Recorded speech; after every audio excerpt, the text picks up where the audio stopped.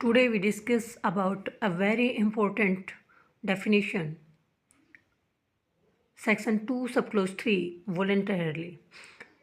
यहाँ पे कहा गया है a person is said to cause an effect voluntarily, यानी कि एक आदमी को किसी भी कोज के इफेक्ट को ये कहा जाएगा कि उसने वॉलेंटरली किया है। वो कब कहा जाएगा? व्हेन ही कोजेज इट, जब वो उसको कारित करता है। बाय मीन्स, कुछ साधनों के द्वारा।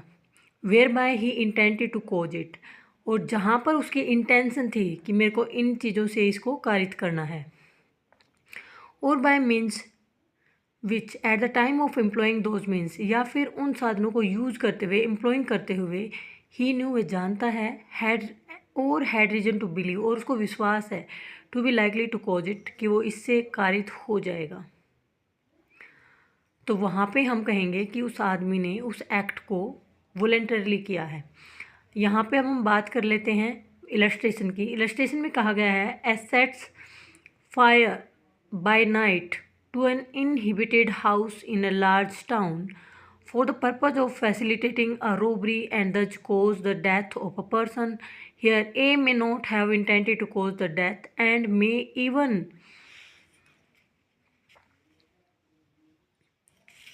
be sorry that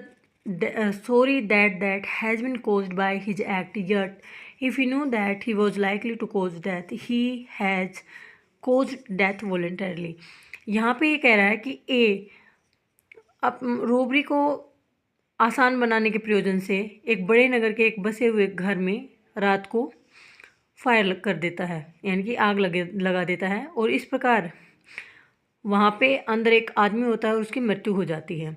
यहाँ पे जो ए का जो इंटेंशन थी, वो भले ही उस आदमी की जो डेथ है वो कारित करने की न रही हो, और वह उसके लिए सॉरी भी हो, दुखित भी हो कि उसके कार्य से किसी की मृत्यु हो गई, तो भी यदि वह ये जानता था कि यहाँ पे ऐसा कुछ, यानी कि जो डेथ है वो हो सकती है, तो उस मृत्यु को हम ये कहेंगे कि ये जो डेथ है वो वॉलेंटरली कोज